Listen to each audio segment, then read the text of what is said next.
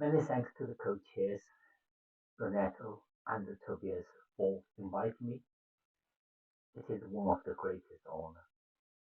I'm very grateful to Bob's kind introduction. I'm totally humbled. My talk is not really about my work, but about how to understand and explain the wonderful work done by all these colleagues. This year, the VIS conference introduced 6 areas.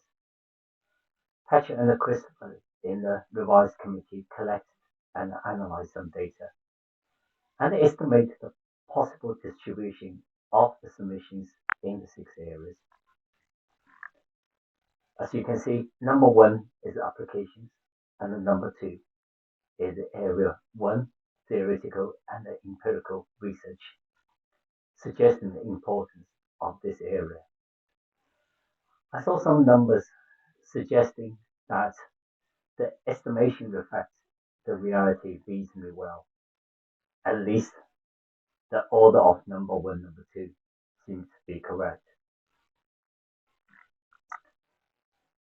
If we consider area 2 to area 6 are practice, the balance is perhaps about right.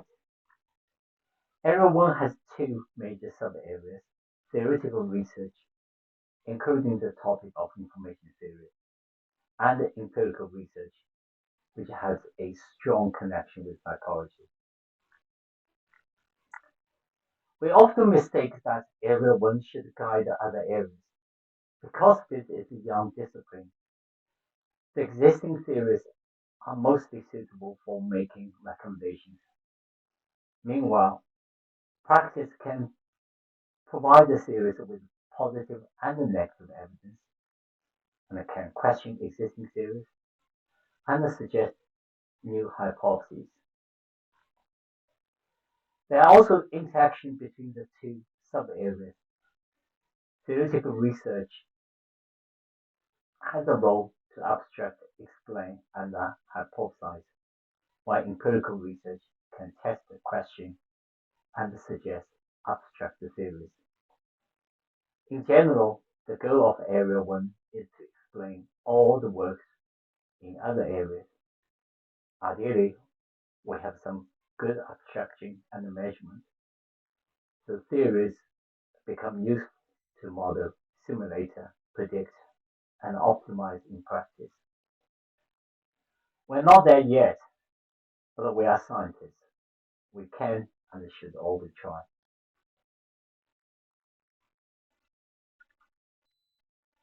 There are also interactions between the 2 sub-areas. Theoretical research can have a role to abstract, explain, hypothesize, while empirical research can test, question, and suggest objective theories. In general, the goal of Area 1 is to explain all the works in other areas. Ideally, we have some good abstraction and measurement, so theories become useful to model, to simulate, to predict, and to optimize in practice. We're not there yet, but we are scientists. We can and should always try. In EuroVis 2012, Torsten gave a capstone talking about the SciVis and the InfoVis. His stimulating metaphor with the 2 Germanys, which raised a few very loud questions, such as, where is the visual analytics? Is InfoVis east or west?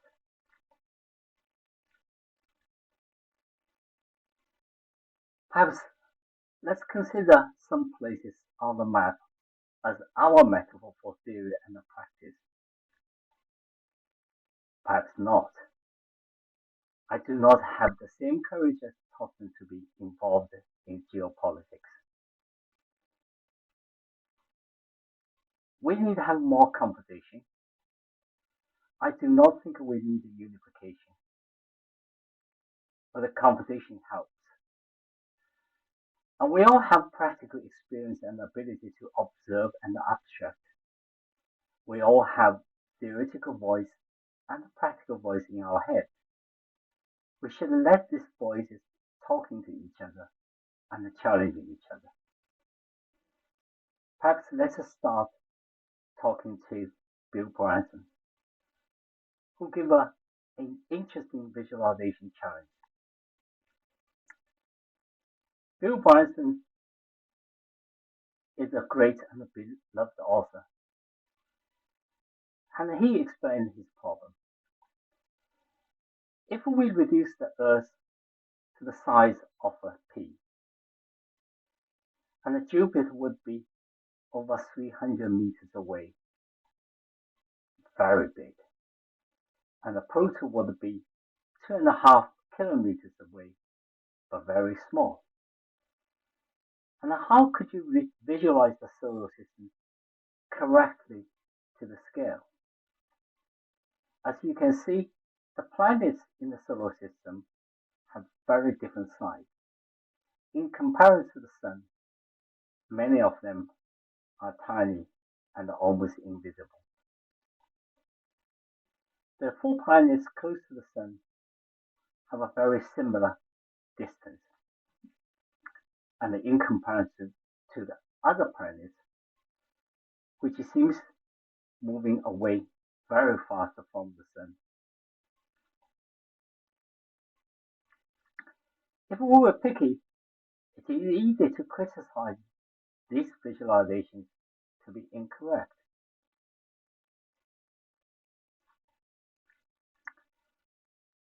20-30 years ago, when I was working only on SciVis problems, to me, visualization was just about encoding. When I started working on video visualization, I'm becoming interested in the mind and the decoding. I was told to use the study papers and have to be submitted to the InfoVis. When I joined the area of visual analytics, I realized this has to include decisions and knowledge. Bill Bryson's challenge is about accuracy in encoding, and the psychologists have told us that decoding and what's after decoding is not accurate either. So if we can understand and explain the inaccuracy in Viz, we may understand and explain inaccuracy in perception and cognition, or vice versa.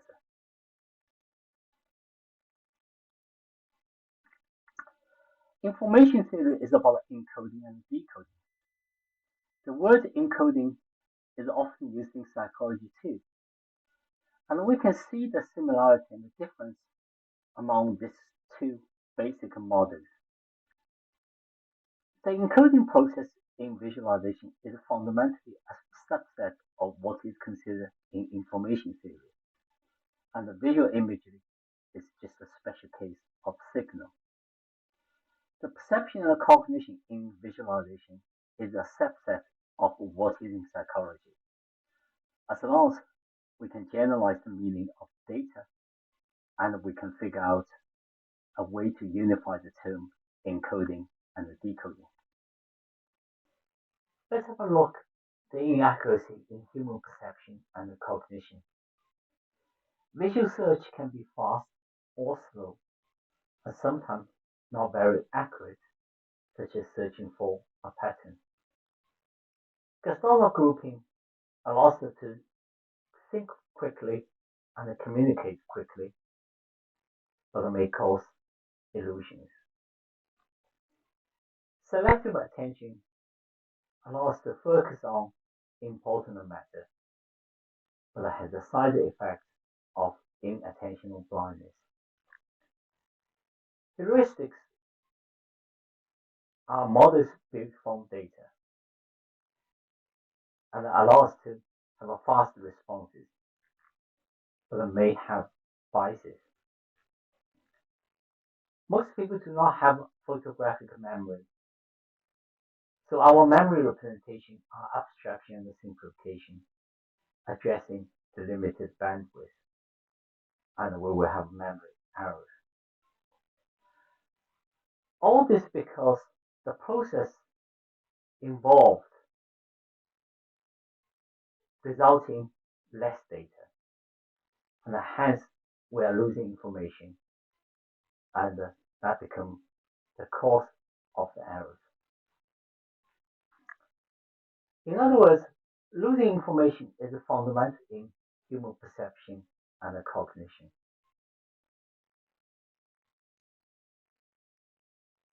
Ambitiously, I hope, if the information theory that we have formulated, and I'm going to talk about, can it explain this, and it may also applicable to this phenomenon in psychology. In this, we often say, give me a data set and let's visualize it. And information theory asks us to think about a whole data space. That's all possible data sets. It also asks us to estimate the probability of each data set. Similarly, after visual encoding, we consider a data space for all visualization images. After visual decoding, and we may consider all mental representations. After cognition, and we may consider all decision options. We can see that the general trend of decreasing entropy and thus losing information. Losing information is a negative term. It cannot be all negative if our mind is like that. And later we're going to see statistics, algorithms, and interaction all lose information. So let's consider both sides of the same coin. The good part and the bad part of losing information. We call the good part alphabet compression and the bad part potential distortion. All processes also have a cost. And if we introduce a subtraction and a division, we have a formula. My co-author, Amos Golan, and who is an economist specialized in information theory, named it a cost-benefit ratio. The cost-benefit ratio can have a unit of information for its numerator and can have energy for its denominator. Of course, the cost can be approximated by time cost and the financial cost. If we really want accuracy, we can just display and read all data values. And we will have a big space for our data visualization. And we will have a high cost for visual resources.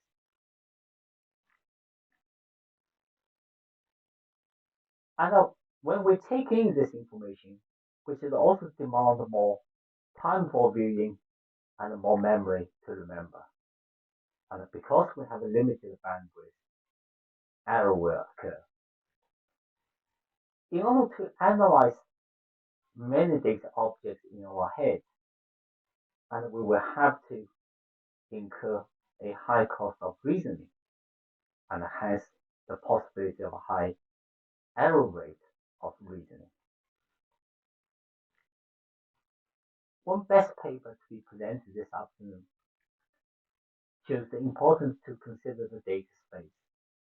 The author, Andrew McNutt, argues that we need to test it against the possible data sets in the data space that may cause perception errors.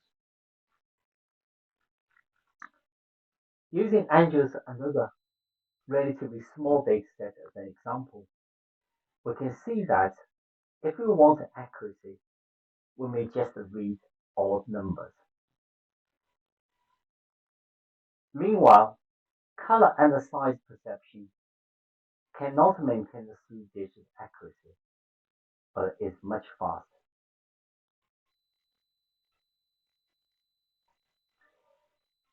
We always say this is data, task, and user dependent. This is correct. Information theory can explain this mathematically. Here I simply illustrate the mathematics.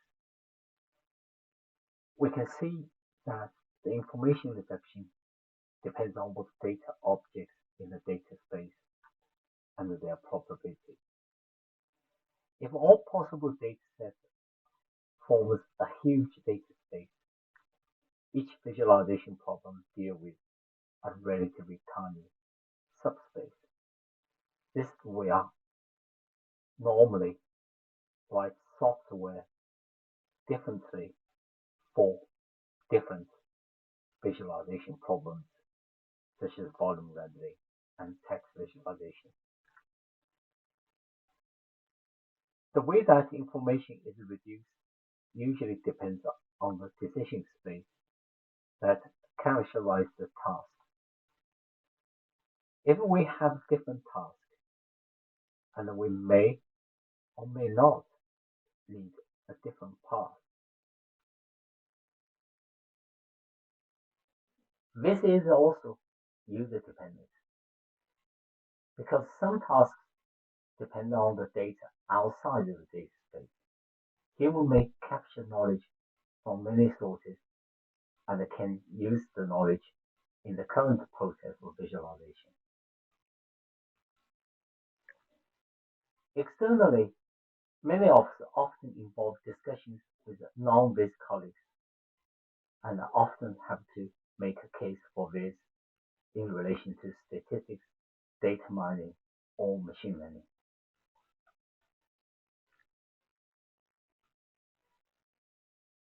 Statistics and algorithms usually transform the original data space to a smaller decision space quickly. The cost-benefit ratio fairly indicates the advantage of the machine-centric method, and that they can have high information compression, low cost of viewing, and low cost for the memory bandwidth, and a low cost for reasoning. The main discussion point is always about the accuracy of information. Let's compare the accuracy between algorithm and the visualization. In fact, we would like to compare 4 different types of processes: statistics, algorithm, visualization, and interaction. It is now the examination season in many countries, and let's use examination as an example. Consider an exam returns n mark for n students. Our statistics professor computes the mean value and argues this is the best measurement. Our algorithm professor wrote a simple algorithm to find the min-max values and argues that this is the best abstraction. Our visualization professor plots the n values in a bar chart, arguing this is the best mapping. Our HCI interaction professor argues that dynamics interaction with the database is the best. 3 professors can argue the accuracy of their method, but the visualization professor cannot.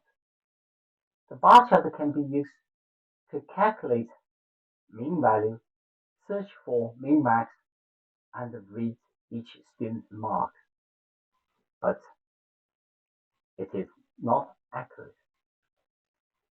The error measurement used by the other 3 professors is perhaps unfair to visualization. So with this, people would like to find an error measurement that is somehow equal to all professors. And when the win is only given the output value, and we ask that person to guess what the end marks are, now we notice that none of them perform their task accurately. And now visualization can compete with other three professors on an equal term, and not about who is accurate, but about who is less inaccurate.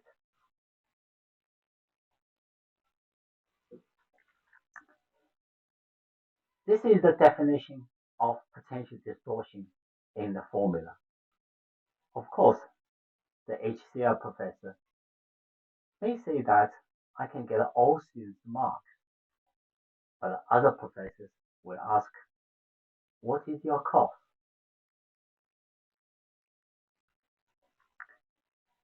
If we have a very long time series, we may use statistics to aggregate the data, but at some stage, users would have to see a plot, which reduces the potential distortion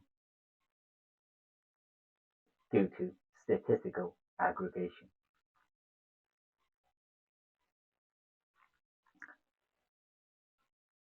And if we increase the complexity of a program, at some stage, the program have to introduce some interaction. The complexity normally increases exponentially in relation to the number of lines, and we need interaction to increase the compression and to reduce the potential distortion. So this shows we can optimize between statistics and the visualization, and we can also optimize the algorithm and the interaction. And there are other optimization we can do. If a visual analytics workflow has 4 types of processes, our design objective is not to use this for the sake of this, but to optimize the usage of all these processes.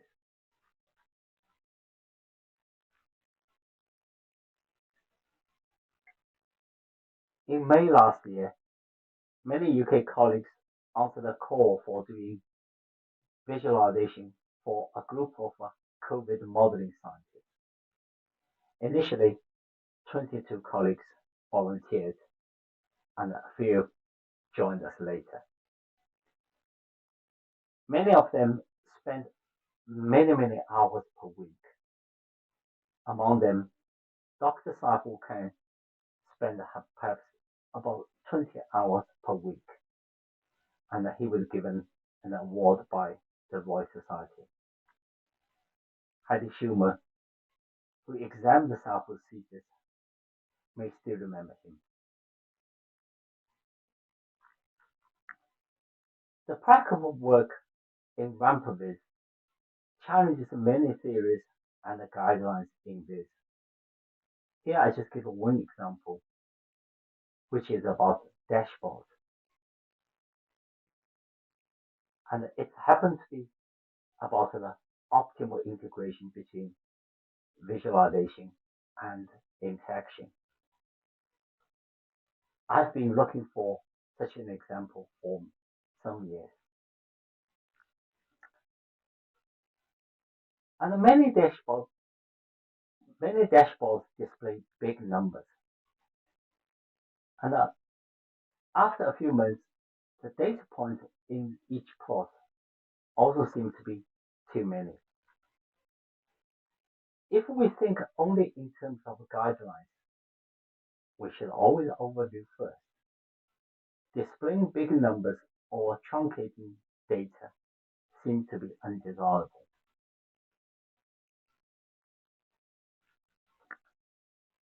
We all know Ben Schneiderman's information seeking manual, proposed in 1996. How can I used information theory to show its correctness in 2010. Later, I tried to understand why my CFD colleagues usually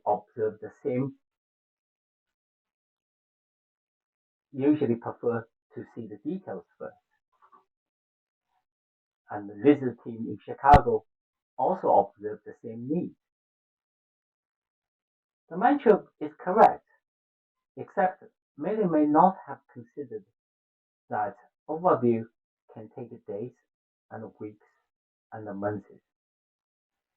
When this happens, the user may appear to want detail first. Hence, the mathematical proof was correct too. Of course, it is not easy to judge the optimal integration.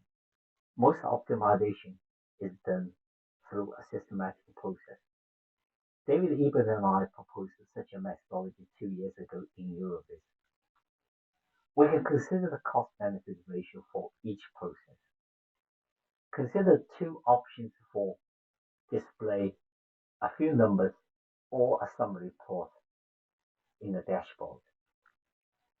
If the interaction cost is too high, and we can go find the cost in a previous or the current process. If there's not enough of one type of alphabetic compression, for example, user may have to use interaction to see key indicators. We can add more alphabetic compression showing key indicators, which can reduce the cost.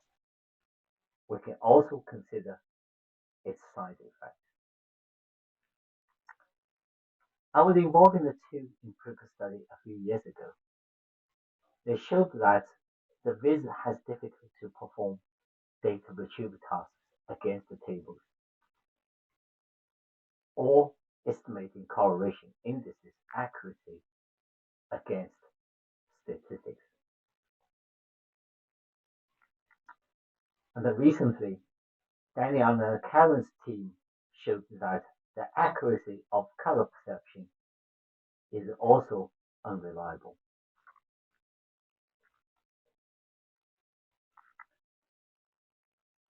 When visualization is compared with reading data and the interaction, and the VIS has the advantage of low cost.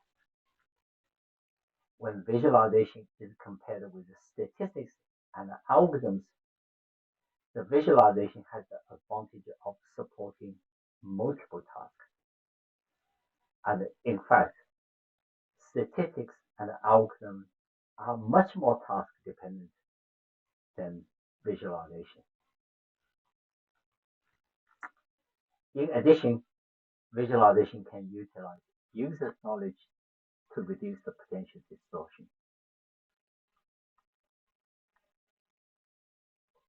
Many of us received our VIS notification yesterday.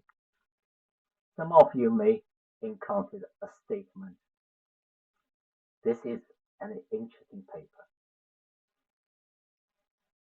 Experienced author may associate this with a rejection, while inexperienced author may be confused by such a positive statement. As we probably know, and in most cases, and it is associated with a rejection paper. This is how the knowledge can reduce the potential distortion, even the message is not quite what it means. Similarly, when we visualize a metro or underground map, we may see the equal distance showing on the map, depending on the various experience, and with the metro map or the location, and we may reason the distance variation very differently. Hence, if we can assess user knowledge, and we can judge how much information we can actually lose. On Thursday, Mathieu and from Statistical Netherlands will present a design space that focuses on how to lose information when a viz has to lose a fair amount of information.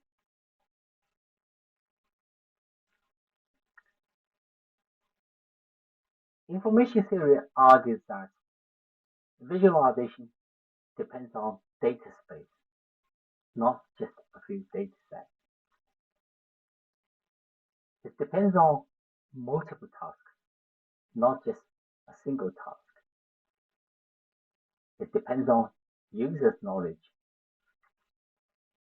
The task and the knowledge can also be modeled as data in mind by using information theory. The other best paper is on color. Let's very briefly remind you some major conversations in addition to the Daniela and the Karen's work mentioned earlier. Long time ago, Colin Ware showed that the multiband color maps are useful. The theoretical voice always tells us the rainbow color map is harmful. Perhaps we should use perceptually uniform color maps. But in practice, we just use color bureau most of the time, assuming it might be uniform. And in recent years, color semantics become an interesting topic. The other best paper is on the topic of semantics as well. I found much insight from reading the paper, and I can relate it to a book that I read a few years ago about the color words in languages. We should all read the paper, and after listening to the talk, if you have time, you will not be disappointed by reading the book as well. Color maps seem to be a small problem, but it really challenges our theoretical thinking. I was fortunately had the opportunity of working with Pascal and a few colleagues on this topic. The rightmost color map was created by a domain expert, which seems to violate many rules in a way worse than the rainbow color map.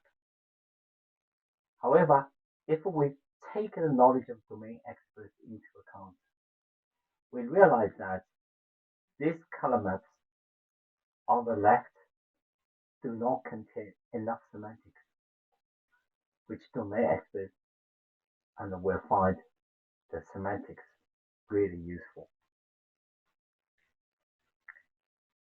So does it mean the color mapping rules are not useful? Pascal and the team did not think so. If algorithms are not accurate, we can still use them in conjunction with in-textual visualization. On Thursday, Pascal will talk about using somehow inaccurate the color algorithms in conjunction with in-textual visualization. Is this using visual analytics for designing color maps or other visual representations, perhaps? This goes back to the topic of quality metrics in theoretical research.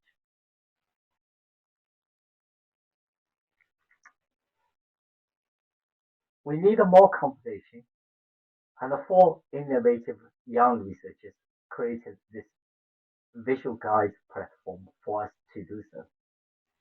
Many colleagues have already supported their initiatives by contributing posts on the site. Please use them for our scientific conversation. Another 4 visionary young scientists, 2 started in visualization and 2 started in psychology.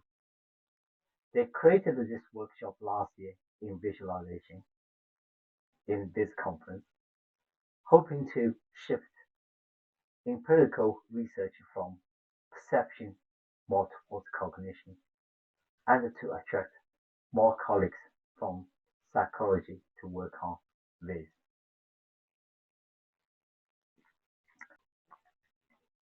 One of them, Darren, and I wrote this ISM article to encourage these colleagues to have a more conversation.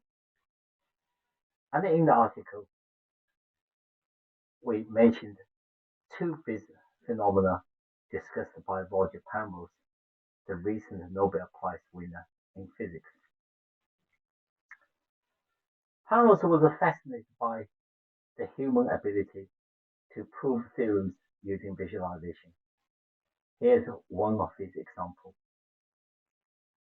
Hexagon numbers are sequence numbers that can be arranged in a hexagonal pattern. It starts with a 1 and followed by 7 and followed by 19 and 37, etc. The theorem says the sum of successive hexagonal numbers starting from 1 and there should be a cube.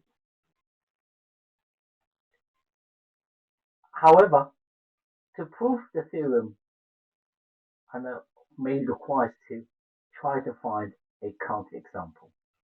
If we fail to find a counterexample, and we somehow prove the theorem.